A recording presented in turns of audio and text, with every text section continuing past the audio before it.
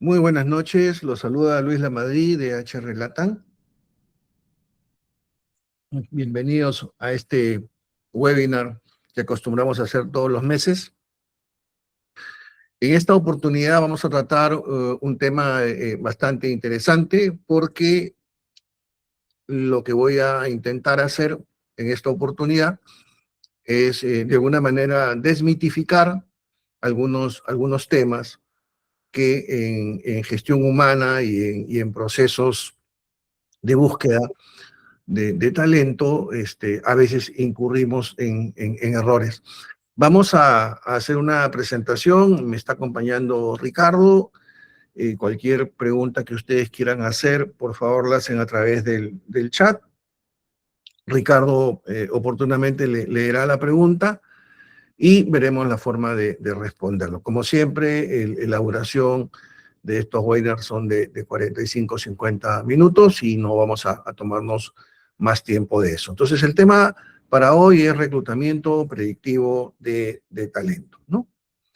Y vamos a empezar a hacer algunas diferencias importantes entre lo que es el típico proceso de headhunting y el concepto de búsqueda de talento. El concepto de búsqueda de talento es un concepto que viene con la teoría de gestión de talento. Recordemos que la teoría de gestión de talento empieza en la práctica a aparecer y a difundirse más o menos allá por el año 2000, 2002, cuando recién empieza a tomar fuerza.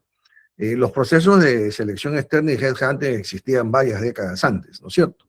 Entonces, el proceso de búsqueda de talento trae unos conceptos un tanto diferentes al típico proceso de headhunting, ¿no? Por ejemplo, en el tema del objetivo, el headhunting es un proceso que trata de cubrir con un candidato la vacante que nosotros hemos elaborado a través de un perfil, hemos establecido a través de un perfil, y lo que tratamos de hacer en un proceso de headhunting es cubrir esa vacante con el perfil correspondiente. En búsqueda de talento, lo que se hace es buscar a una persona que no solamente cuando ingrese cubra el perfil de la vacante, sino que además tenga la posibilidad de en el futuro seguir creciendo en la organización y ocupar cargos de mayor responsabilidad y complejidad. Entonces, como vemos, ahí hay una diferencia importante, ¿no?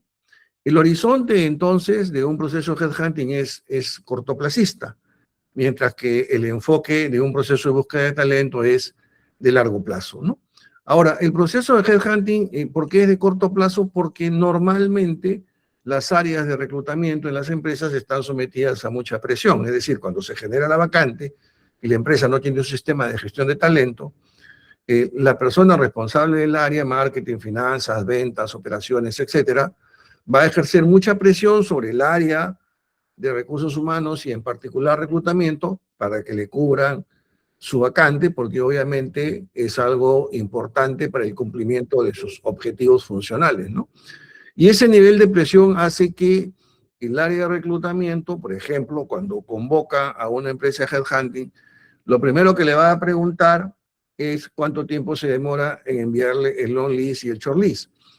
No va a hacer preguntas conceptuales sobre cómo van a hacer para manejar una metodología que le permita incorporar un talento, no, sino cuánto tiempo se va a demorar. Entonces, valoran como variable principal en el proceso el tiempo. Y esa es una de las razones por las cuales se cometen errores, ¿no? Otra cosa que es importante tener en cuenta es la base de comparación. Cuando se hace un proceso de headhunting, se hace sobre la base de un perfil de la vacante, del cargo vacante, del cargo que yo quiero cubrir. Mientras cuando yo hago búsqueda de talento, voy a buscar a alguien con un perfil, pero de un perfil de un cargo clave. Entonces, cuando hablamos de un cargo clave, ya estamos hablando de una expectativa mucho más elaborada y mucho más exigente, ¿no? Entonces, también el tema de la evaluación. Cuando se hace una evaluación en un proceso de headhunting, normalmente se evalúa el currículum, se hace la entrevista, pero no se evalúa el potencial, por ejemplo, ¿no? Es algo que normalmente no se incorpora. Por lo tanto, un proceso de búsqueda de talento es más exigente, es más complejo y va a tomar más tiempo. Esa es una de las razones por las cuales las empresas implementan a través de sus áreas de gestión humana sistemas de gestión de talento. Cuando una empresa implementa un sistema de gestión de talento, entonces este proceso de selección externa cambia, ¿no? Y se reemplaza por un proceso de selección externa e interna, ¿no? Donde en ambos casos, interna y externamente, se busca talento, ¿no? ¿Qué problema real intentamos resolver cuando reclutamos? En teoría, deberíamos buscar a una persona que llene los requisitos del cargo, pero que sea alguien que pueda ser considerado un talento dentro de la organización y que esté en capacidad en el mediano y en el largo plazo de asumir cargos de mayor responsabilidad y complejidad. Pero cuando hay muchísima presión de por medio, porque el área funcional lo que quiere es llenar la posición lo más rápido posible, entonces el problema al que nos enfrentamos como áreas de reclutamiento es el de tratar de cubrir la vacante en el menor tiempo posible. Entonces, el problema que resolvemos es un problema de tiempo, no un problema de perfil, ¿no? Ahora, ¿por qué cubrir la vacante no es el verdadero objetivo, ¿no? Porque la vacante, cuando yo elaboro el perfil de una vacante, yo tengo que considerar que eso es como la puerta de ingreso. Es decir, una persona va a cumplir determinados requisitos para ingresar e incorporarse a la organización. Pero de ahí para adelante lo que yo esperaría de esta persona es que pueda seguir avanzando y seguir creciendo en la organización, ocupando cargos de mayor nivel jerárquico, ¿no? Y eso es lo que yo debería buscar, ¿no? Pero el objetivo cambia cuando yo me enfoco en que la persona ingrese, cubra, y claro, yo de ahí para adelante me salí un poco de la presión que recibo y paso a otro proceso similar y estamos más o menos en esa rueda, ¿no? Hay un costo oculto de contratar solo por experiencia, porque cuando yo contrato a una persona, vamos a suponer que el currículum, la hoja de vida, refleja lo que la persona ha hecho, vamos a suponer, no siempre es así. Y entonces, claro, yo lo que voy a hacer es incorporar en mi organización a una persona que yo sé que en el corto plazo va a poder hacer el rol esperado. Y va a poder hacer el rol esperado porque tiene la experiencia. Pero la experiencia es el pasado. O sea, nada me garantiza que en el futuro, en una situación de cambio, como la que estamos expuestos ahora todas las empresas, donde todos los años pueden haber cambios importantes, esa experiencia ya no sea tan útil, ¿no?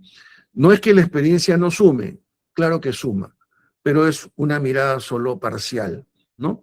La experiencia tiene que sumarse a otra variable de la cual vamos a hablar, que es el potencial.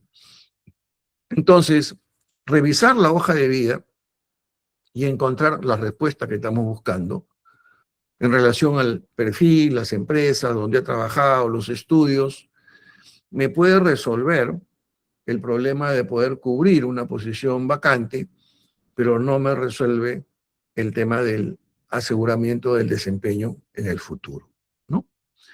Y pueden haber sesgos, porque cuando yo manejo un proceso de selección, de hunting, podría tener una entrevista con alguien que tiene un altísimo desempeño en la entrevista. Es una persona empática, simpática, súper entrenado en las entrevistas, y claro, me dejo guiar por un evento, ¿no? Un evento que obviamente no deja de ser parte del proceso, pero que no me va a permitir a mí hacer un pronóstico, sino simplemente la entrevista por competencia lo que me permite es validar que la persona ha tenido una experiencia en la parte de lo que es el desarrollo de habilidades blandas, que puede ser, digamos, lo que me permita asegurar que esta persona va a seguir en esa línea de conducta, pero es solamente una parte, ¿no? Sucede entonces a veces que con ese proceso típico de headhunting hay un porcentaje importante de las veces donde la persona no se termina de ajustar al modelo de negocio o al modelo de la cultura, ¿no? Y cuando no se adapta al modelo cultural o al modelo de negocio, lo que pasa es que la persona termina saliendo, la empresa pierde tiempo, y recursos humanos tiene que apoyarse en la consultora para aplicar las garantías e iniciar nuevamente todo el proceso, ¿no? Aquí hay dos cosas que son importantes tener en cuenta. Nosotros vamos a ver tres variables que podemos manejar típicamente en los procesos de búsqueda, ¿no? La evaluación de desempeño por objetivos, que está vinculado al modelo de negocio. Y la evaluación de desempeño por competencias, que está vinculado al modelo de cultura.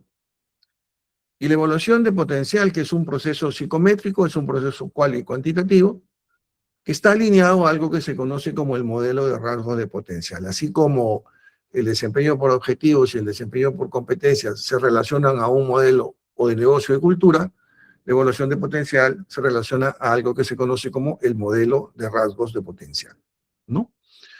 Este modelo de rasgos de potencial, si es que no han escuchado antes el término, es un modelo que define conceptual y cualitativamente las características que debería tener una persona para ser considerado un talento alineado con el modelo de negocio y con el modelo de cultura. ¿Por qué esta información es importante? Porque una de las cosas que nosotros debemos tener en cuenta es que no existe el talento universal, ¿no? No existe esa persona que hoy día trabaja en una empresa minera y es considerado un talento, y de ahí se va a trabajar un banco y sigue siendo un talento, y de ahí se va a una empresa pesquera y sigue siendo talento, y de ahí se va a una consultora y sigue considerado un talento. Eso no existe. Los talentos son considerados talentos dentro de un contexto cultural y dentro de un contexto de negocio. Cuando una persona sale de una empresa y ingresa a trabajar en otra organización donde hay otro modelo de negocio y otro modelo de cultura, tiene que nuevamente reinventarse y desarrollar las habilidades y las capacidades para ser considerado nuevamente talento, ¿no? Pero nadie es como talento químicamente puro, al punto que en donde vaya y cualquiera que sea el contexto, va a ser considerado siempre un talento. Eso no existe. Pues bien, entonces la evaluación de desempeño por objetivos tiene que ver con la capacidad que tiene una persona para alcanzar o superar metas, cómo planifica, cómo se organiza, cómo hace una propuesta de valor, cómo trabaja con indicadores, cómo asegura el resultado que tiene un impacto económico de corto plazo. La evaluación de desempeño por competencias lo que asegura es la sostenibilidad del modelo de negocio.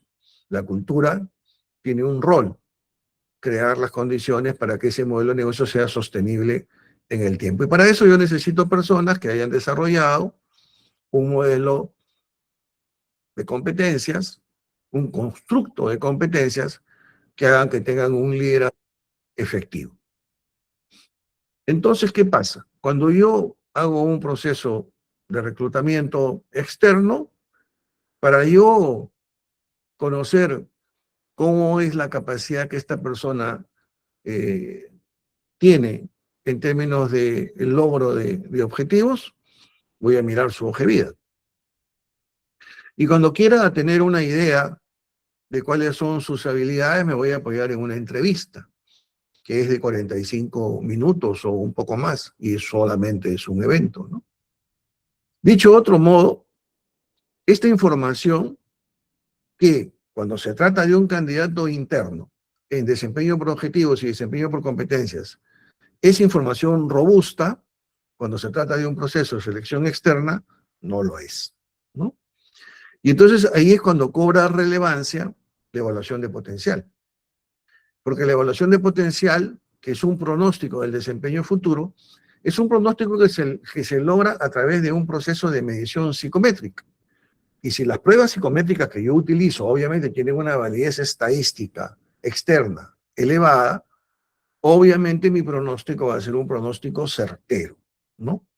Entonces, ¿qué sucede? Cuando yo manejo un proceso de selección externa y en mi proceso no incorporo la evaluación de potencial, básicamente me voy a tener que apoyar en la experiencia que está en un papel y en una entrevista.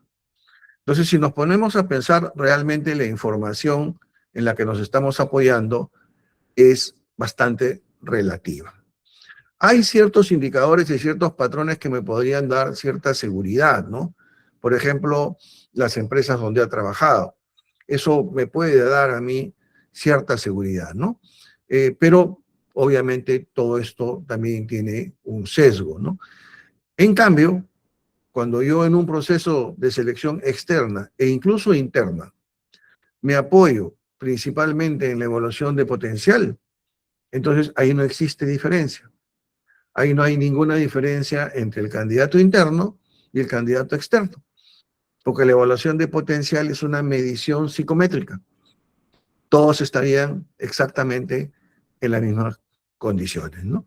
Cosa que no sucede cuando yo me quiero apoyar en esta mirada al pasado, ¿no? Entonces, ¿qué es el potencial, no? El potencial es un pronóstico del desempeño futuro de una persona en cargo de mayor responsabilidad. Y el desempeño es una mirada al pasado. Nunca hay que olvidarnos de esto. Con mis alumnos de la maestría siempre trato de poner este ejemplo para que uno nunca se olvide, ¿no? La evaluación del desempeño es una mirada al pasado. La evaluación de potencial es una mirada al futuro. La evaluación del desempeño la logro a través de una persona que es un observador y evalúa la calidad de actuación histórica de una persona, cumpliendo metas o liderando, y la evaluación de potencial es un pronóstico del desempeño futuro, que se logra únicamente a través de la aplicación de pruebas psicométricas. La evaluación del potencial no se puede, por ahora, lograr de ninguna otra manera. He tenido experiencias en donde me he encontrado con algunas personas, de algunas empresas clientes, que me dicen, nosotros evaluamos el potencial. ¿Y cómo lo hacen? Bueno, tenemos un formato y hay personas que se manejan bajo ciertos criterios y luego están evaluando el desempeño. Cada vez que ustedes evalúan la actuación histórica de una persona, evalúan desempeño. No importa el nombre que le pongan, es desempeño. Y cada vez que ustedes hacen un pronóstico utilizando pruebas psicométricas, es potencial. Entonces, la cosa es absolutamente clara. No se presta a ningún tipo de confusión, ¿no? Entonces, cuando yo voy a aplicar la evaluación de potencial para tener la seguridad de que una persona en un proceso de reclutamiento externo no solo va a entrar a trabajar haciendo el rol que le corresponde en el puesto para el cual lo estoy contratando, sino que tiene la posibilidad de crecer dentro de la organización, obviamente voy a tener que medir determinados elementos, ¿no?, que tienen que ver con la medición del individuo, pero cuantitativa, de manera cuantitativa y a profundidad. Obviamente que para eso tengo que utilizar muy buenos instrumentos, ¿no? Si yo utilizo instrumentos que tienen que ver con esas plataformas o con esas pruebas que me bajo de internet, mejor, por favor, no utilizarlas, ¿no? Y solamente se pueden utilizar pruebas psicométricas que tengan un respaldo científico y obviamente hay que hacer una inversión, pero yo tengo que tener la seguridad que estoy aplicando pruebas psicométricas que tienen un valor importante en términos de validez estadística externa. Por ejemplo, la capacidad de aprendizaje, ¿no? La capacidad de aprendizaje es importante porque eso va a permitir que una persona esté en capacidad de aprender, desaprender o reaprender, ¿no? Los cambios permanentes a los cuales están sujetas las empresas cada vez en plazos más cortos hacen que uno tenga la necesidad de desarrollar esa capacidad de aprender. Por ejemplo, cuando uno hace un proceso de coaching, el proceso de coaching trata de emular el proceso de aprendizaje natural de un líder. ¿Cómo se forma un líder? Un líder no se forma en un aula, no se forma siguiendo un programa de especialización, una maestría o un doctorado, ¿no es cierto? Los líderes no se hacen en las aulas, los líderes no se hacen con los libros, ¿no? Los líderes se hacen en el campo, se hacen en la cancha, tomando decisiones, corriendo riesgos, ¿no? Superando obstáculos, levantándose después de caerse, etcétera, etcétera. Entonces el proceso de coaching, ese proceso natural de aprendizaje de un líder, ¿no? Lo hace de manera sistemática y trata de reducirlo en el tiempo. Entonces, en un proceso de coaching de 6 meses, yo voy a hacer que esta persona pase por un proceso de aprendizaje equivalente de repente a 3 o 4 años. Se reduce el tiempo. Entonces, es un proceso de aceleración del aprendizaje de habilidades blandas de liderazgo. ¿Y cómo logro eso? Tengo un documento, un instrumento que se llama el Plan de Desarrollo Individual, que normalmente se utiliza la metodología 70-20-10, y pongo una serie de actividades que hacen que la persona, que es el coachee en este caso, esté expuesto, ¿no?, a situaciones incómodas, que lo obliguen a usar recursos que no usa en condiciones normales. Entonces, al pasar por esa situación incómoda, al pasar por esta experiencia, va a sacar conclusiones de la experiencia, va a internalizar la experiencia y va obviamente a pasar por ese proceso de aceptación, generando un cambio en su conducta. Y así es como la persona aprende. En la medida que esa capacidad de aprendizaje sea mayor, obviamente la persona va a estar en condiciones de poder pasar por procesos de aprendizaje donde el desarrollo que va a tener como líder es más acelerado. En la medida que mi capacidad de aprendizaje sea menor, mi proceso de desarrollo de liderazgo va a ser más lenta, se va a ralentizar.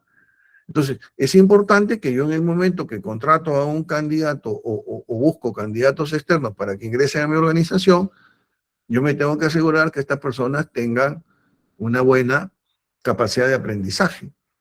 Y eso yo no lo puedo identificar ni en el currículum, ni en las referencias, ni en la entrevista, ni aplicando algunas pruebas que sean muy superficiales. Solamente lo puedo, digamos, tener como información confiable si aplico instrumentos que tengan una validez estadística elevada, ¿no? La adaptabilidad conductual es otro tema, ¿no? O sea, yo puedo ser un candidato que en líneas generales soy un buen candidato porque tengo una muy buena experiencia, tengo estudios, tengo una muy buena formación académica, estudié en los Estados Unidos, he trabajado en buenas empresas, tengo el perfil para cubrir la vacante. Pero sucede que hay una cultura y hay ciertas formas que la organización valora, pero que no están alineadas con mi valoración individual, ¿no? La moral de un individuo son los principios y valores en los que se basa la conducta de la persona. La cultura de una empresa son los principios y valores que definen a la forma como se deben conducir las personas de una organización. Entonces, a veces puede pasar que la moral que tengo yo como individuo no se alinea con la cultura. Y no estoy hablando de valores vinculados a la ética, no, honestidad, honradez, no, sino aquellos que son funcionales, porque también son valores. La innovación es un valor, ¿no? El sentido de urgencia es un valor, etcétera, etcétera. Entonces, a veces no hay ese alineamiento y, por lo tanto, si no tengo esa capacidad de adaptación, obviamente lo más probable es que en un determinado plazo salga de la organización, ¿no? Y me ha tocado conversar muchas veces con colegas, alumnos, clientes, que en la conversación he identificado que no tienen claro por qué es que han salido. En las empresas todas las personas se autocontratan y se autodespiden, ¿no? No es una responsabilidad ni del reclutador ni de la persona, no. Es de uno. Todas las personas, todos nosotros nos autocontratamos o nos autodespedimos. Siempre la responsabilidad recae en nosotros. Por eso que es importante estar en permanente proceso de desarrollo, de crecimiento. La escalabilidad de la responsabilidad, ¿no? O sea, hay una responsabilidad que yo debo de asumir y obviamente tengo que tener en cuenta que esa responsabilidad que yo asumo está íntimamente ligada con la capacidad que yo tengo para generar valor, ¿no? Que esta es otra de las cosas que yo debo tener en cuenta. O sea, yo puedo ser una persona con una determinada capacidad de conseguir resultados, pero podría encontrarme en una situación en donde entro a trabajar a una compañía donde eso que yo tengo como capacidad y que a mí en principio me parecía bien, resulta que no es suficiente, ¿no? Hay ciertas preferencias motivacionales, o sea, hay cosas que a mí me pueden motivar. Hay una motivación extrínseca y una motivación intrínseca, ¿no? Y esas motivaciones ¿se pueden medir? Sí se pueden medir. Hay pruebas que miden las preferencias motivacionales. Todas las tenemos. Nosotros podemos entrar a trabajar como profesionales de recursos humanos a una organización, a una empresa que tiene una cultura muy orientada a la gente y nos vamos a sentir probablemente felices si es que estamos buscando ser felices dentro de una empresa. Pero puede ser que entramos a trabajar a una empresa donde en el modelo de negocio y en la cultura de esa compañía no hay una orientación a la gente, sino hay una orientación a los números. Y la gente no tiene el valor o no tiene la prioridad que tienen los procesos, las ventas o la tecnología. Y claro, lo que va a pasar es que probablemente como hay un desalineamiento en esas preferencias, yo no me acostumbre, ¿no? O empiece a descarrilar y lo que va a pasar es que la organización o el sistema me va a sacar del sistema, ¿no? ¿Por qué? Porque no encajo con eso. Y claro, podría pasar que si esas cosas no se miden antes, yo podría tener aparentemente a una persona que cumple con todos los requisitos, pero que cuando ingresa, obviamente choca con esa falta de sincronicidad entre lo que es mi motivación y lo que yo encuentro dentro de la organización. Siempre es importante verificar qué cultura tiene la compañía antes de entrar a trabajar a una empresa, ¿no? Y bueno, así como eso, podemos tener competencias vinculadas al liderazgo, riesgos, capacidad cognitiva que me permite resolver problemas o la inteligencia emocional. Pero vamos a verlo esto de manera menos conceptual y más numérica. Por ejemplo, hay una prueba que se llama el HPI, que es una prueba de la empresa Hogan Assessment de Estados Unidos, una de las mejores empresas que desarrollan herramientas digitales para evaluación de potencial. En este caso, otra cosa que es importante, no existe una prueba, si ustedes escuchan decir esto por si acaso no es verdad, no existe una prueba que mide el potencial.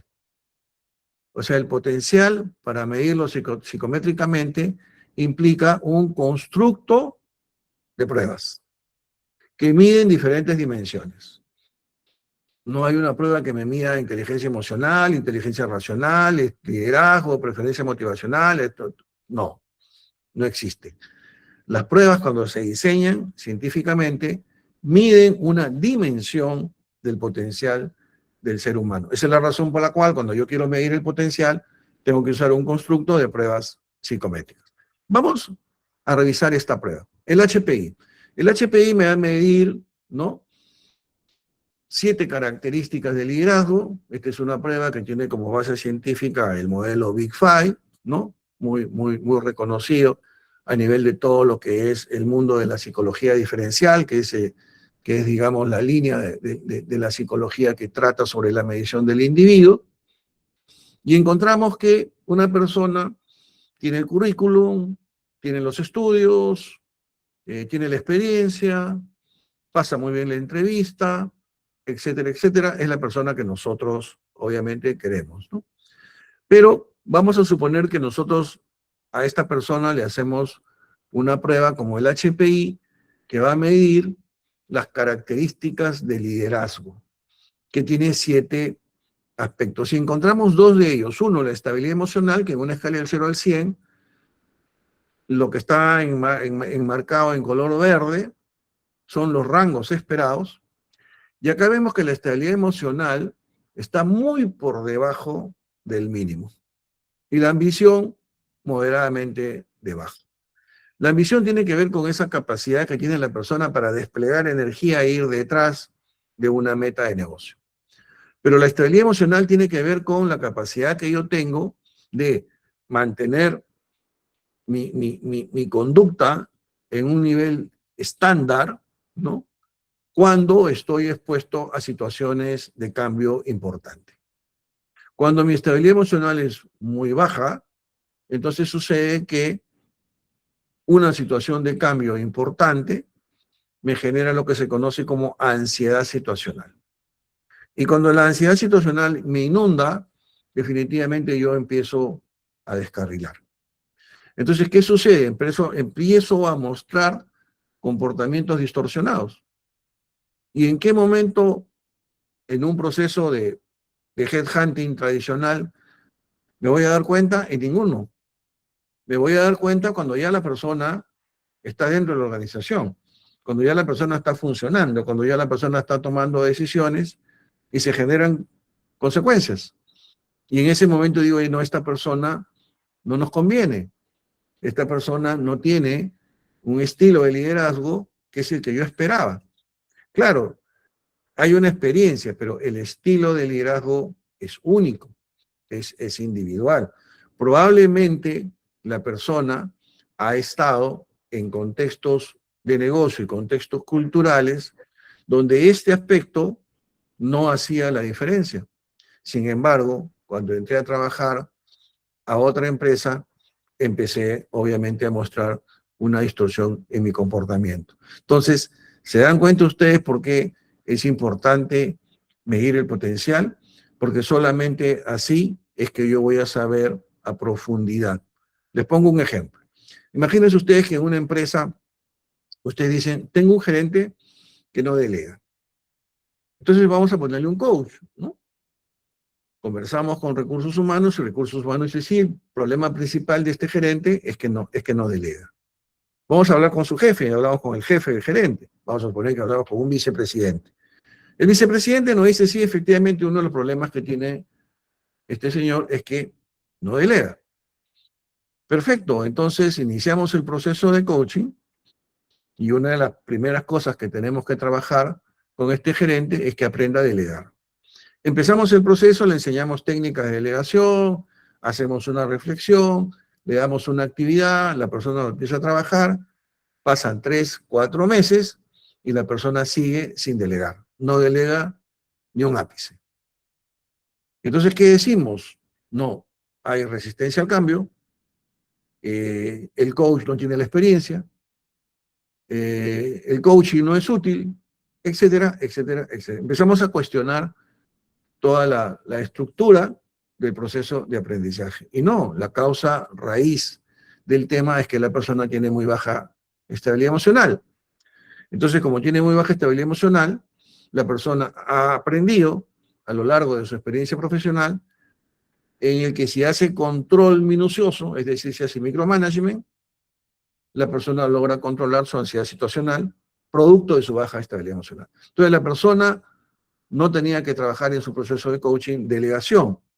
Lo que tenía que trabajar es cómo manejar su ansiedad situacional.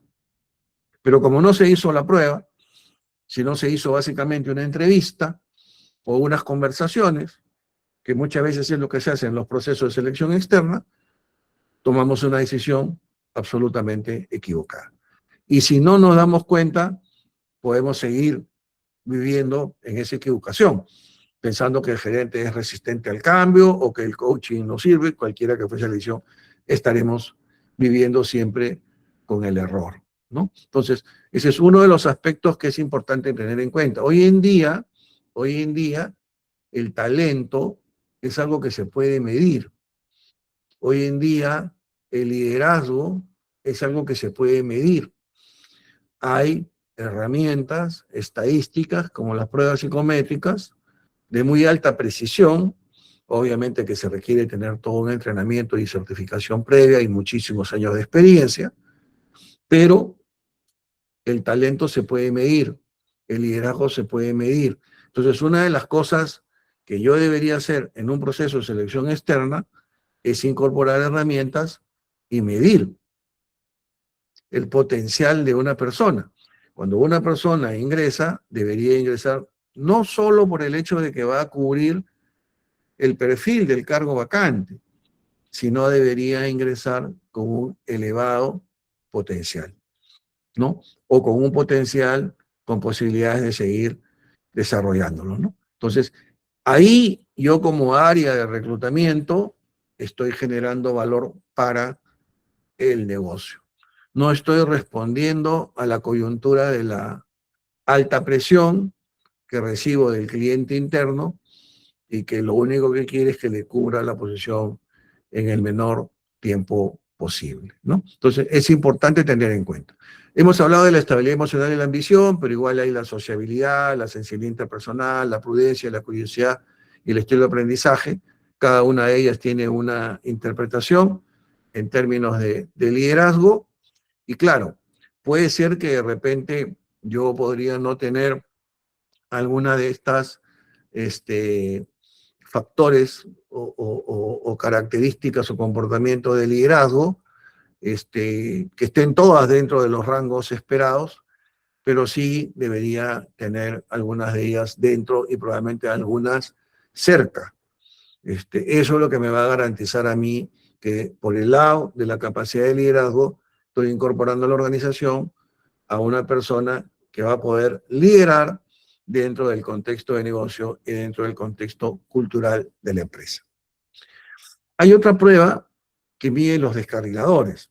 Todos nosotros, a lo largo de nuestra vida profesional, vamos a construir paradigmas. Todos, absolutamente todos. No hay nadie que no construya paradigmas.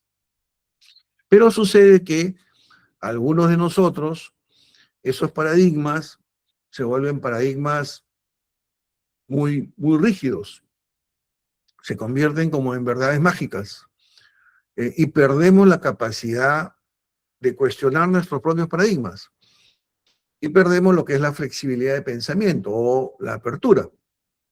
Esto es, frente a una situación de cambio, si estoy en una compañía y esta compañía la compran y la empresa que compra trata de cambiar la cultura, si no tengo esa flexibilidad de pensamiento, bueno, yo me resisto y termino saliendo. Entonces, cuando salgo, claro, puedo echarle la culpa a muchas razones, pero en realidad es porque mi flexibilidad de pensamiento evitó que yo me adaptara a ese nuevo contexto cultural. Entonces, esos paradigmas personales o esos descarriladores como volátil, escéptico, cauteloso, reservado, pasivo-agresivo, arrogante, arriesgado, melodramático, imaginativo, perfeccionista, complaciente, que no son términos que tienen una interpretación literal. Cada uno de estos términos tiene una interpretación psicométrica, ¿no? O sea, cuando yo pongo arrogante, no significa que la persona sea arrogante, sino estamos hablando de alguien que normalmente en situaciones de mucha presión se vuelve muy directivo. Y entonces eso va en contra del estilo de liderazgo participativo que termina siendo más eficiente. Pero obviamente, si mi estabilidad emocional es baja, como en el caso anterior, y yo tengo estos descarriladores en niveles de desarrollo que están en riesgo moderado, existe alta probabilidad de que esos comportamientos distorsionados aparezcan con frecuencia.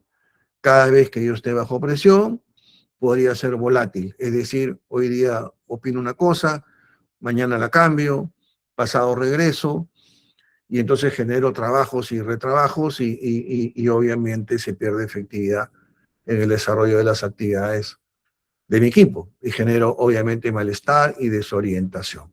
¿Por qué? Porque soy volátil. Y soy volátil porque esa es la forma como yo reacciono.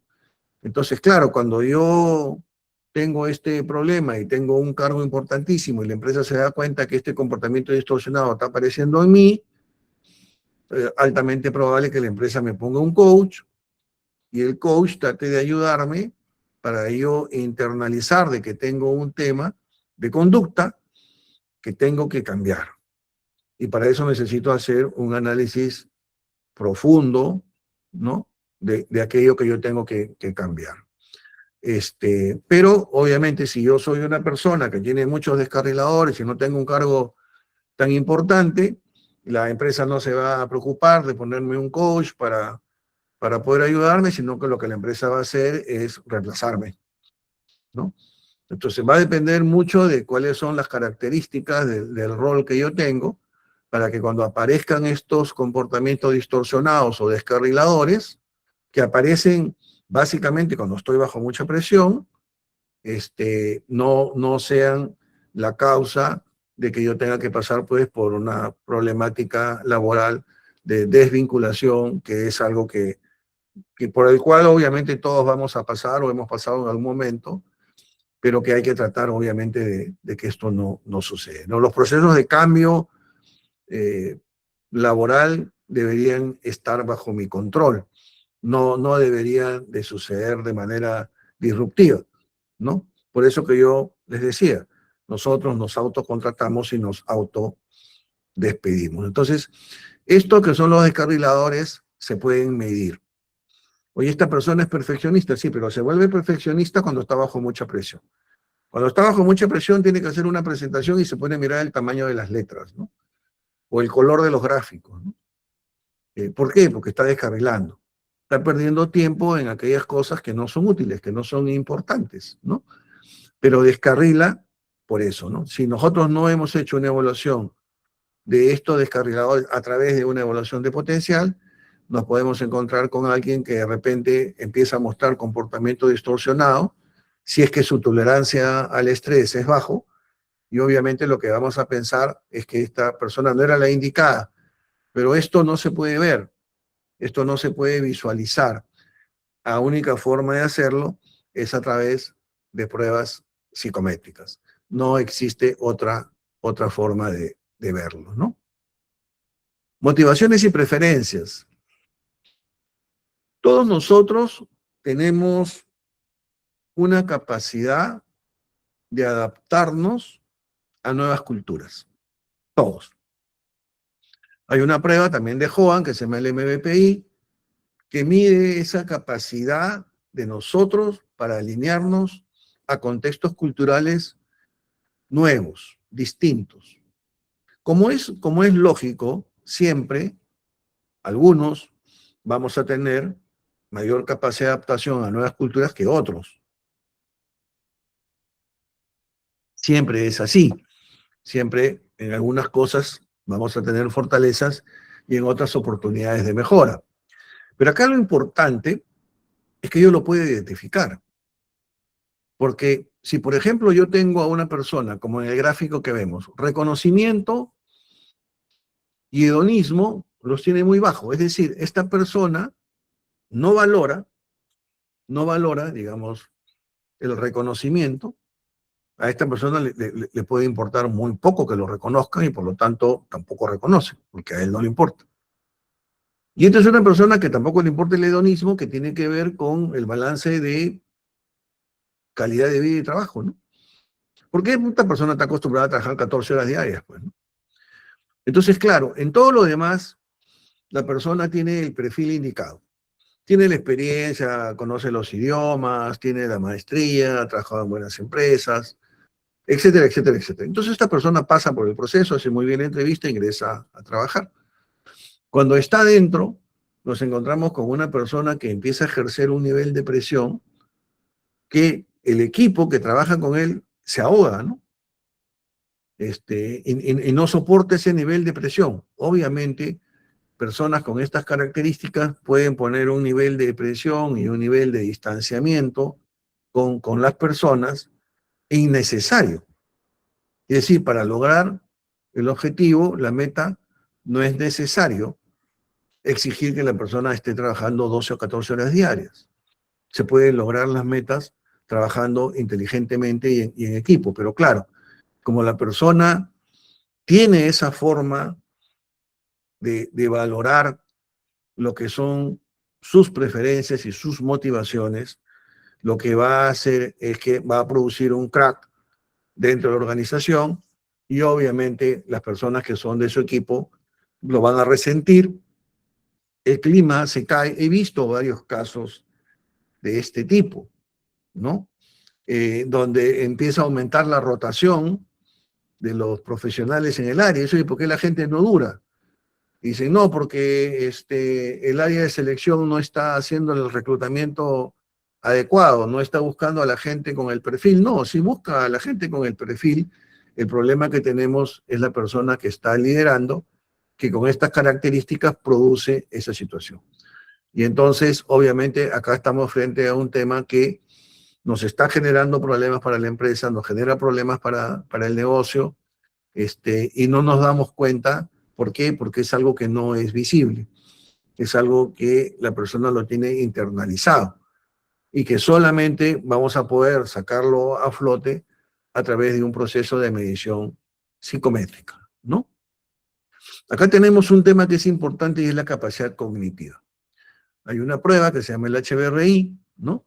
Esta prueba es una prueba que va a medir la capacidad cognitiva. Son 24 microcasos de negocio que yo tengo que resolver en 30 minutos. Yo empiezo a resolver los 24 microcasos de negocio, aparece un cronómetro con 30 minutos, eso empieza a bajar, cuando llega a cero, la prueba se detiene.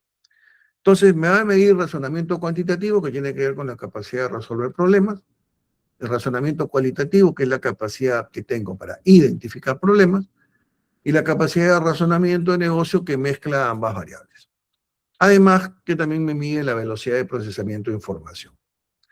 Cuando yo soy una persona que a lo largo de mi vida laboral y mi vida profesional estoy expuesto a situaciones donde tengo que conceptualizar, tengo que pensar, tengo que diseñar, tengo que rediseñar, tengo que reestructurar, tengo que recalcular, etcétera, etcétera, voy a tener una capacidad cognitiva alta, una capacidad cognitiva elevada. Me va a permitir construir escenarios futuros, encontrar soluciones presentes, sostenibles en el tiempo, sustentadas con datos numéricos y datos cualitativos. Pero si yo soy una persona que estoy trabajando en un sitio, finanzas, vamos a suponer, o un área como ingeniería de minas, pero no me he movido nunca de esa área y no he desarrollado yo esa capacidad de conceptualizar transversalmente todo el negocio, soy una persona que, y en esto hay sustentos de teorías que vienen del campo del psicoanálisis incluso, me he apoyado solamente en mi experiencia. Cuando yo me apoyo solo en mi experiencia, y mi experiencia es grande, obviamente cada vez que se me presente un problema va a ser muy parecido a algo que ya vi antes, y empiezo a resolver en automático. Cuando viene esta prueba, y me presenta 24 microcasos de negocio, pero me pone 24 microcasos de negocio donde estos microcasos corresponden a todas las áreas de la empresa. O sea, son 24 microcasos de negocio que están vinculados a la logística, a las compras, a las finanzas, a recursos humanos, a operaciones, etcétera, etcétera. El resultado que yo podría obtener puede ser un desastre, ¿no? Un 2 en una escala del 0 al 100. Y entonces uno se pregunta, oye, pero ¿cómo es posible? Si este es un hombre de números. ¿Por qué dices que es un hombre de números? No, porque es un contador.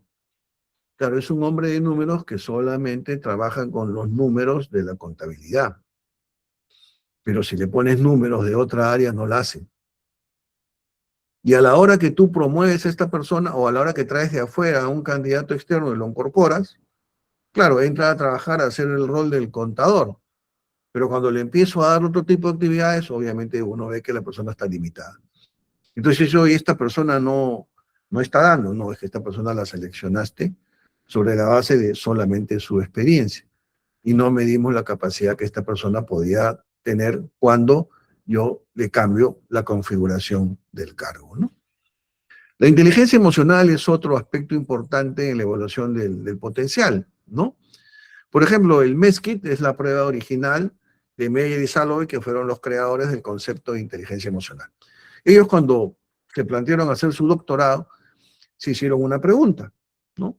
¿Por qué hay personas que se adaptan mejor a los cambios que otras? Y para dar respuesta a esa pregunta, estos dos psicólogos investigadores, en el momento que empezaron a hacer su doctorado, su tesis doctoral, empezaron a desarrollar una teoría, y a esa teoría le llamaron inteligencia emocional, ¿no? David Caruso, que era un psicólogo, investigador, psicometrista, los ayudó en desarrollar una herramienta para defender con argumentos estadísticos su teoría. Y esta prueba se llama el MESKIT.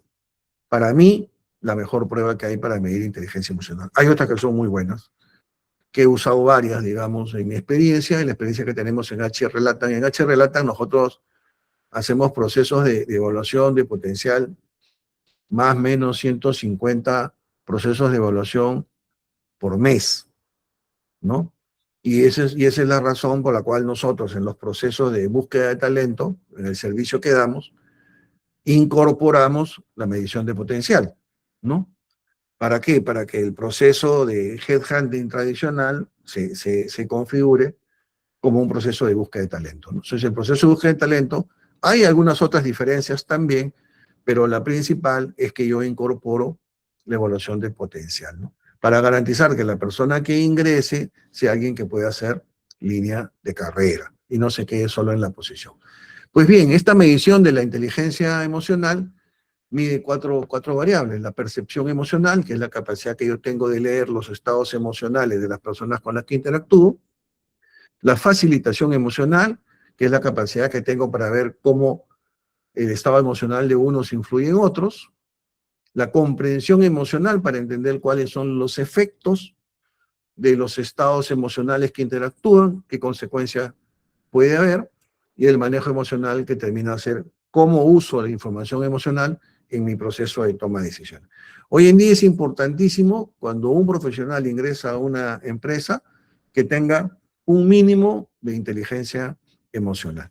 Porque independientemente de que si eres gerente o eres analista, la inteligencia emocional es importantísima para tener tolerancia a la presión, para conectar con las personas, para influir en otras personas y sobre todo para entenderse a sí mismo, ¿no? Es fundamental. Si yo no mido, digamos, con herramientas de alta precisión la inteligencia emocional de un candidato, voy a incorporar a alguien que puede en cualquier momento dejar de funcionar, básicamente porque no tiene esas capacidades, ¿no? Entonces, cuando una persona es desvinculada de su trabajo, esta es una pregunta un poco inquietante. La respuesta típica que damos en gestión humana es que una persona es desvinculada cuando tiene bajo desempeño, ¿no?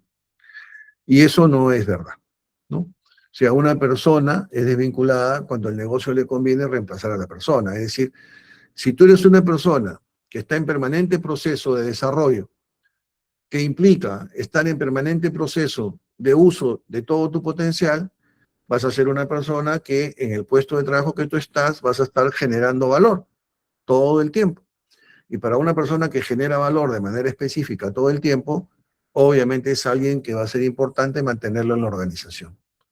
Mientras que una persona que no esté en permanente proceso de crecimiento, que sea una persona que de alguna manera se estanque en la posición y haga y se exija, digamos, solamente el estándar de lo que se pide en el puesto para cumplir, podría obviamente cumplir con la meta, tener determinadas características que se valoran, formar parte de un buen equipo, apoyar el clima, pero esta persona, en el mundo que vivimos hoy, es candidato a ser desvinculado.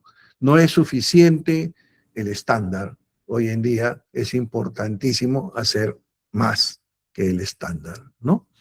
Entonces, la selección predictiva alimenta la sucesión, porque en la medida que yo incorpore talentos, voy a tener sucesores para cubrir los cargos clave y voy a tener internamente personas que van a poder cubrir una vacante cuando se genera. Es decir, cada vez que yo incorporo talentos en la organización, en la medida que tenga mayor cantidad de talentos en cargo de liderazgo, ese indicador se llama densidad de talento en una empresa, densidad de talento organizacional, voy a tener la posibilidad de cubrir esa vacante con un candidato interno.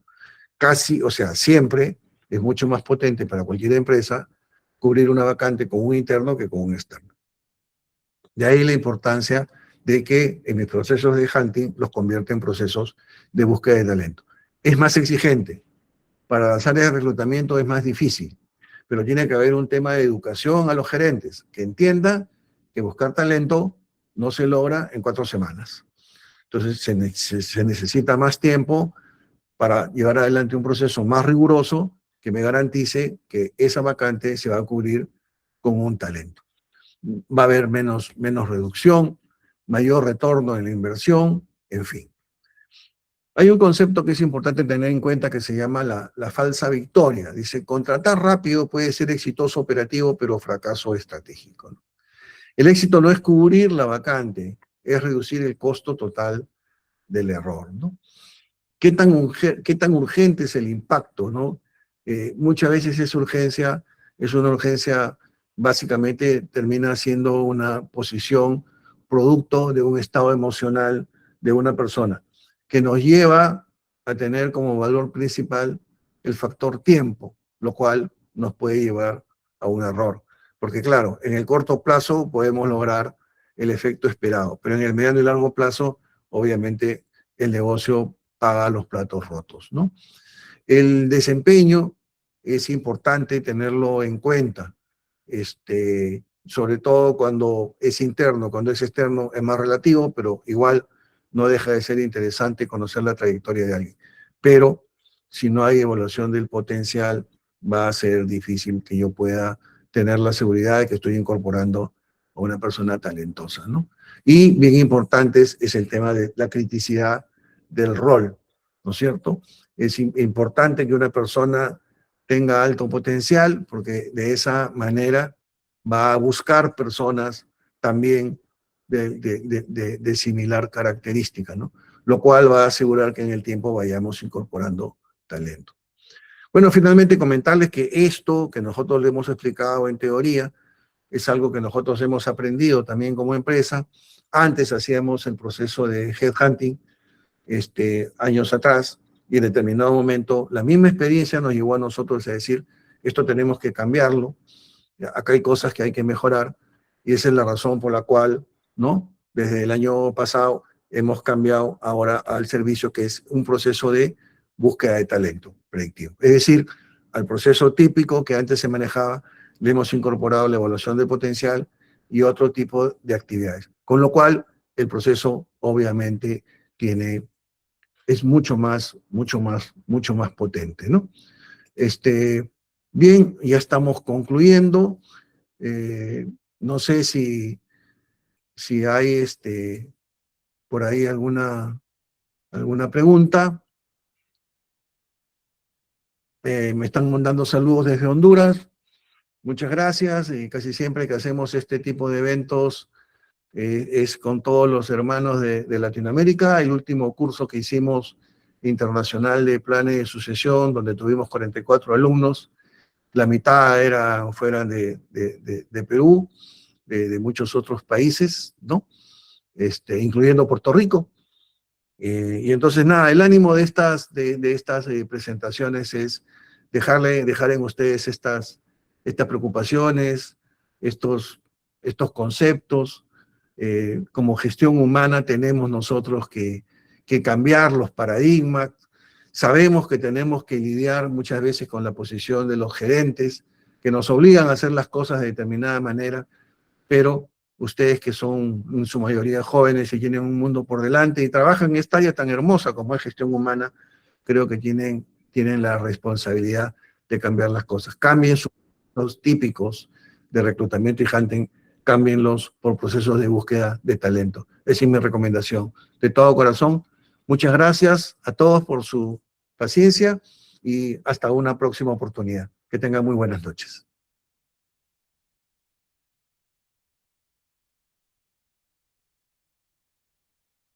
Muchas gracias a todos. Muy generosos sus saludos.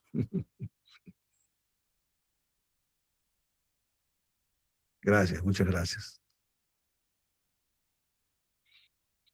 Nos vamos despidiendo entonces. Que tengan buenas noches.